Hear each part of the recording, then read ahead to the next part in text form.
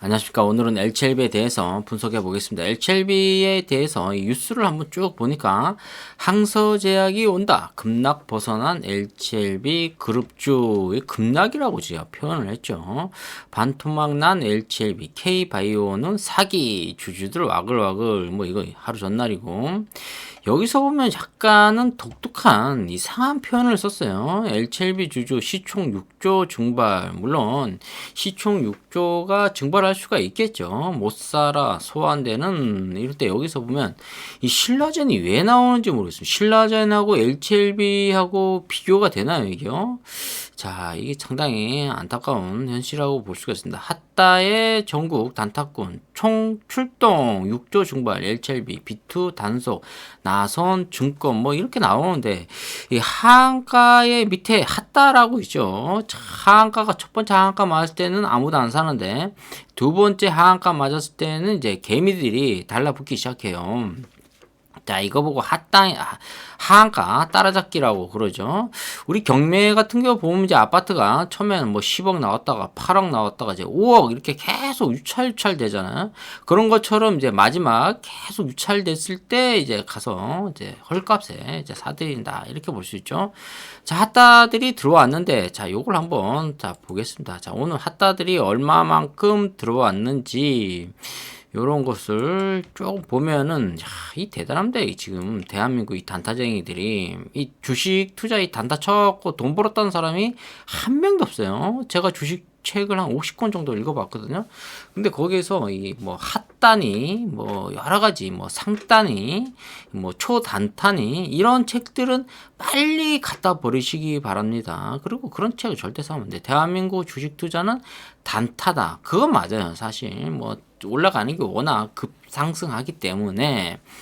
하지만 이 초단타 쳐서 돈 벌었던 사람은 진짜 10,000명 중에 한 명이에요. 거기는 뭐 따지고 보면은 1%의 확률을 보고 들어가는 거죠.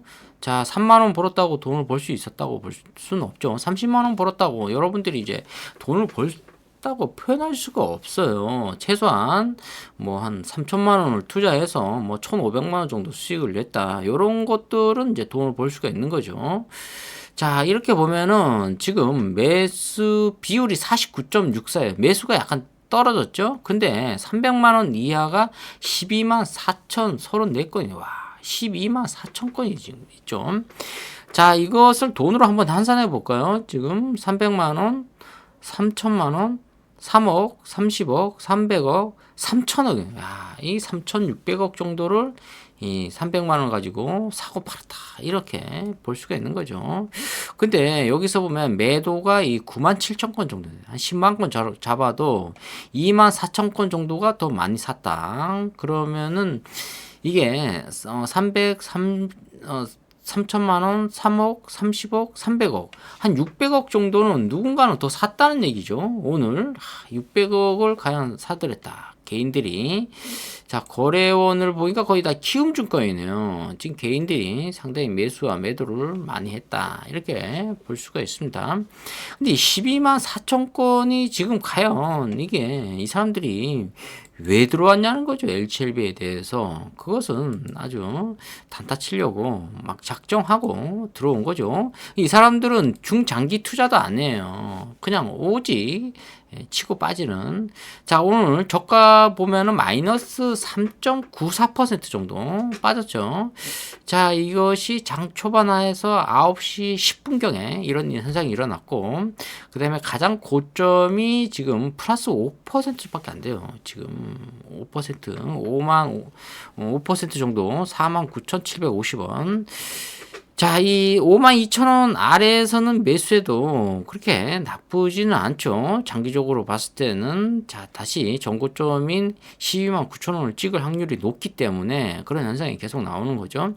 그러니까 이제 강력한 호재가 있다는 거죠. 지금 LCLB의 모든 것을 봤을 때는 아직까지 이 LCLB에 대해서 약에 대해서 계속 안 나오고 있어요. FDA가 LCLB의 이 간암 치료제 니보세라립에 대해서는 뭐 노라, 뭐 낫이다 이런 표현을 부정적인 표현을 들을 수가 없어요. 당시 이 항서제약에 대해서 좀 이제 얘기를 하고 있죠. 항서제약이 온다. 급락 벗어난 LCLB 그룹주 이렇게 나왔죠.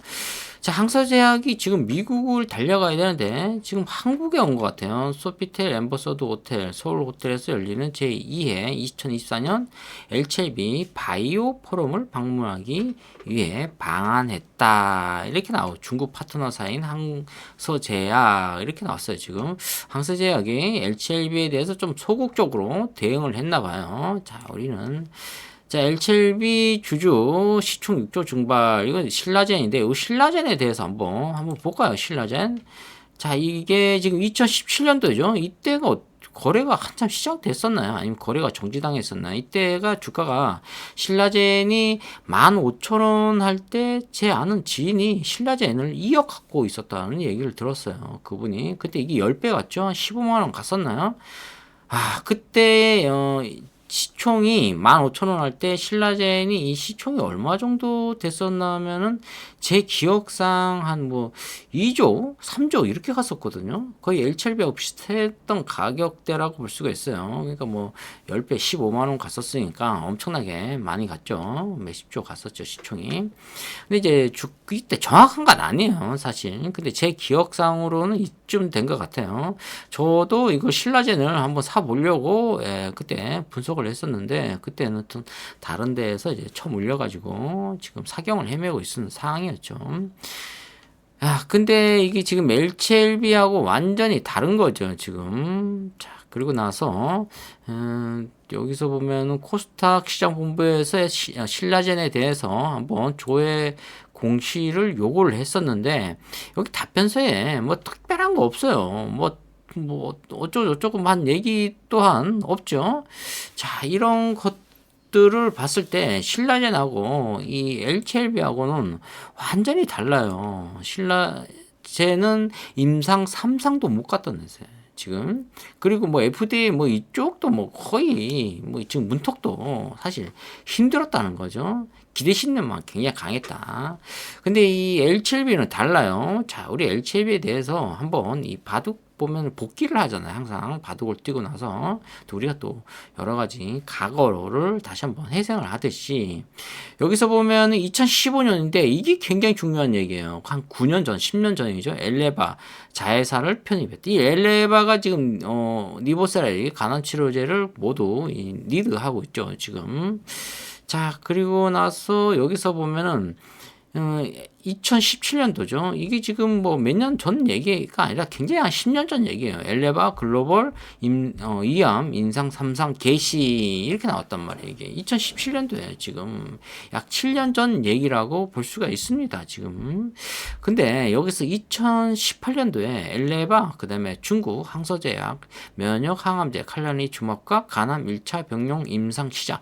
여기서 중요한 건 이 진양원 회장이 아무래도 이 간암 치료제 여러 가지 임상 치료하고 이러다 보니까 이 머니가 이 돈이 상당히 많이 들어간다는 거죠. 그러다 보니까 뭐 1조 정도는 들어가야 된다. 어디에 R&D, 즉 연구 개발비에 1조가 들어가야 되는데 1조를 마련할 수 있는 돈이 그렇게 많지가 않았다. 이때만 해도 뭐 시총이 1조도 안 됐었죠. 그러다 보니까 이 중국의 이 항서제약이 시총이 한 20조, 30조 갔었으니까 여기하고 이제 손을 잡기 시작한 거예요. 그 대신 항서제약은 중국에 판권을 가지면서 그 판권의 몇 %만큼은 LCLB한테 로열티를 주는 거죠. 자, 이것을 판권만 가지고 온 거죠. 진양원 회장이. 그래서 이 항서제약하고 뭔가 하면 잘 될 것이다. 라는 이런 예언을 한 거죠. 지금은. 자, 이게 약간은 미스가 결과적으로는 잘 되면은 뭐 딜한 거고 잘 안 됐을 경우에는 여기가 미스가 있었다. 이 차이나하고 이제 뭔가 잡았다는 게. 근데 미국 엘레바하고 이런 주도권 싸움이나 뭐 여러 가지 뭐 편입하고 자회사로 임명하고 이런 것은 굉장히 잘했다. 이렇게 볼 수가 있죠. 이모노믹 이것도 미국 자회사를 또 편입을 시킨 거고, 여기서 보면은 또 이무노미, 그 다음에 베리스모 이쪽도 다 미국계 회사거든요. 미국계 제약 바이오 회사를 3개를 인수했어요. 여기까지도 좋았단 말이에요. 근데 이 항서제약하고 어떻게 같이 뭔가를 하려고 하다가 보니까 이게 약간 지금으로서는 부작용이 왔다 이렇게 볼 수가 있습니다.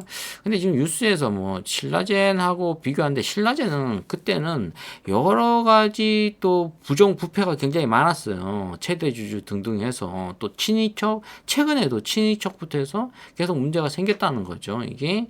근데 신라젠도 나름대로 기술력은 갖고 있죠. 지금 신라젠하고 비교하면 안 되죠. 지금 진양훈 회장 같은 경우에는 이 간암 치료제에 대해서 그럼 역사가 거의 한 10년 이상 됐거든요. 지금 거기다가 이제 보령제약인가요? 그쪽에서 이제 그걸 가지고 기술을 가지고 온 거예요. 지금 갑자기 뭐 생각한 그런 부분이 아니라는 거죠.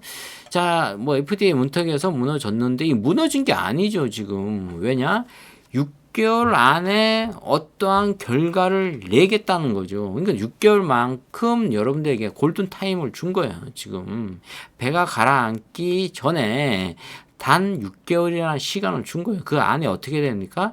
배가 왜 무너지는지 가라앉는지 거기에 대해서 빨리 원인을 찾아서 그것을 카바를 해야 되는 거예요. 대책을 세워야 된다는 거죠. 이거 시간은 6개월 줬다는 거죠.